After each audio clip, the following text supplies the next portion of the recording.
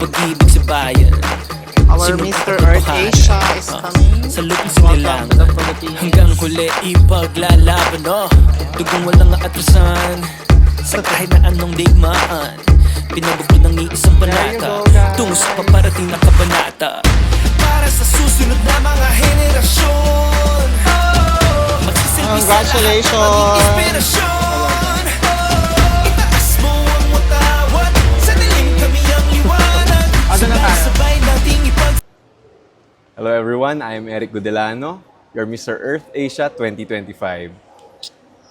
Hi guys, good day. Kasama natin ngayon ating newly winner ng Mr. Earth International na nagkamit ng title ng Mr. Earth Asia 2025. Si Eric Godelano Hello from po. Philippines. Kumusta? How's your travel?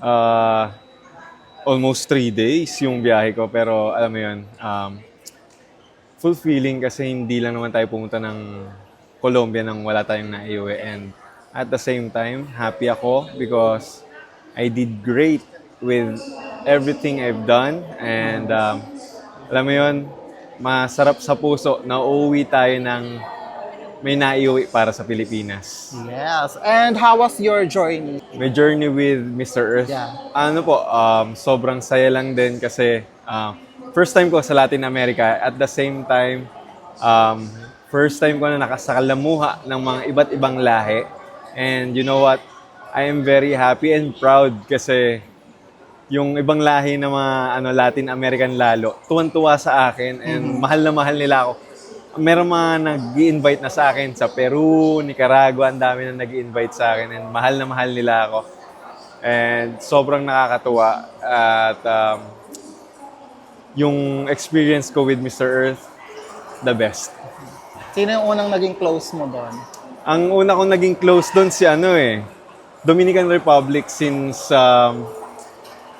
siya yung nagtatranslate ng English, nung Spanish to English. Nung una, medyo nahiya ako, pero at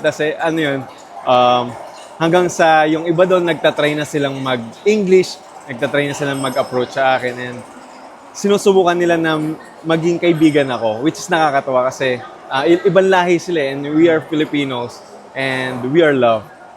Ano hindi yung mas pinaka nahirapan ka sa competition? With the competition, siguro, sa food. Sa food. Hindi ko, baka isipin niyo binabash ko yung Latin America. With the food kasi, we are known with flavors, a lot of flavors. But with Latin America, yung food nila dun is more of salty or more of cilantro yung lasa nila doon. And tayo, alam niyo naman, adobo. Yung adobo, Diyos ko po, sinigang, and yung iba't iba pa nating food, iba't ibang lasa. Yun yung nakakamiss doon lalo. Pero at the same time, good experience naman. And syempre, namimiss ko yung rice. Oo diba? naman. Yung rice nila doon may asin. Oh. Oo, parang fried rice sa atin. Pero sa kanila doon, plain rice pero may asin. Eric, what's next for you as Mr. Earth Asia? What's next? Siguro gusto ko muna mag-focus doon sa advocacy natin, which is sustainable ecotourism. And alam nyo, marami akong natutunan about sa iba't ibang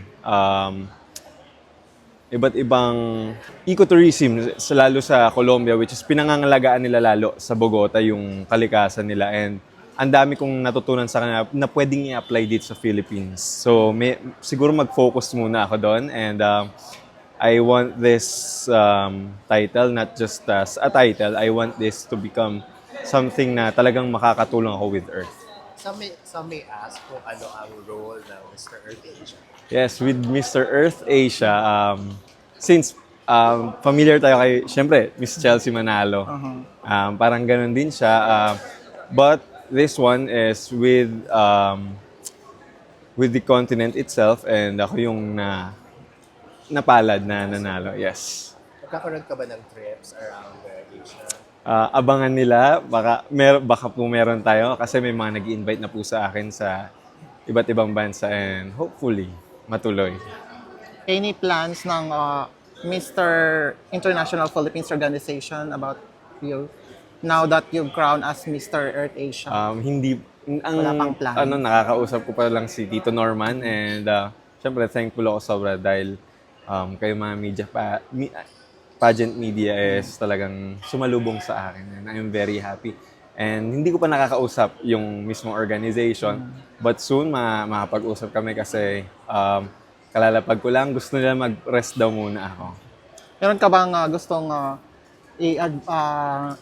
may ibigay na advice sa mga first time na nagko-compete sa international stage? Ayan, sa mga first time na magko-compete internationally, gusto ko lang tandaan nyo na do it with heart and do it kasi ginagawa nyo siya para sa bansa natin. And with that, alam ko na mapupush kayo kahit na malayo kayo sa family nyo and sa mga friends nyo.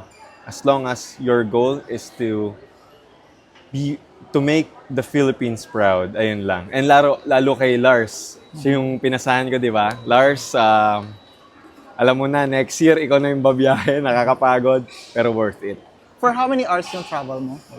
Going to Turkey is kasi dalawa eh. Yung papunta ko ng Colombia is to Turkey around 14 hours. And then, nag-layover ako doon around 6 hours. So, total is mga 30 hours. 30 to 32 hours. Ganun. Ganun siya kalayo. Grabe. Grabe talaga. Yun na lang masasabi ko, grabe. Okay, ako, if you can describe your journey in one word, what would that be and why? Exciting. Since it's my first time going to Latin America and it's my first time meeting amazing people outside our country. And it's so exciting that I make our country proud and up until now, dala-dala ko to. Nakaka-excite kung ano pa yung mangyayari sa akin in the future. And if you could pick one of your experiences siguro na pinaka nag-stand out, what would that be? With nag-stand out, siguro, nung mag-ano kami, nung magdi-defense kami about our advocacy, sinuot ko yung damit ni Sir Philip Gio. And that time, kakain kami sa labas Hindi ko alam na after pala namin kumain, hindi pa pala kami dediretso dun sa defense.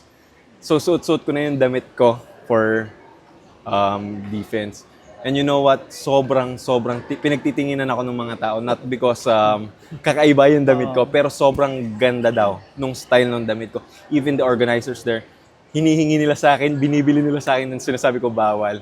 And I think that in that way, nag-stand out ako kasi hindi ko lang siya sinuot, but I am proud na, alam mo yun, gawang Filipino. And yung suot kong yun, kung makikita nyo, yun yung jeans eh, kung nakita nyo sa mga post ko. Yun yung jeans na parang ang ganda-ganda sobra and gawang Filipino. Nakaka-proud. Sustainable pa rin siya, recycled. And shoutout kay Gio. Maraming salamat. Last na lang, message na lang to the pageant fans. Pageant fans. At Sa saka akin, to the persons behind your journey. Of course, lahat ng sumuport sa akin.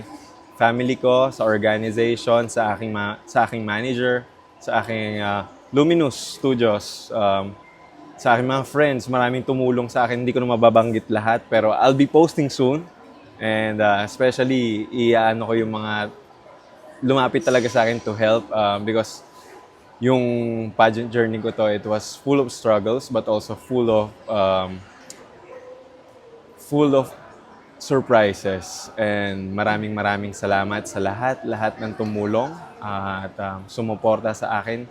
Hindi ko na lang laban ito, laban natin to at laban ng buong Pilipinas. You're the previous winner was from the Philippines. Were you able to speak with Nathaniel? With Nathaniel, hindi eh. Ewan ko, nagka-problem yata siya sa US kasi manggagaling siya sa US to Colombia. So, alam ko nagka-problem yata siya. Pero, ayun naman, nakapag-usap naman kami through chat and okay naman. Yes. Was there any point in the competition that you felt like you're one of the favorites, that they're eyeing on you to win one of the titles? Yes. So, medyo na-feel ko siya. Nagtatanong nga rin sa akin yung manager ko that time na parang, uy, may favorite ba? Ganito, ganyan. Sabi ko, nafe-feel ko naman na favorite ako kasi alam mo yun, every time nalalabas ako with yung creations ng mga nagdamit sa akin, lagi nilang binabate, lagi nilang sasabi, ang ganda. And sa buong stay ko nung sa Colombia, masasabi ko na they are eyeing for me. And siguro, hindi lang binigay yung dun sa top 4 na talagang pero siguro may plano sila at may plano ang Diyos sa akin. Who were you closest with?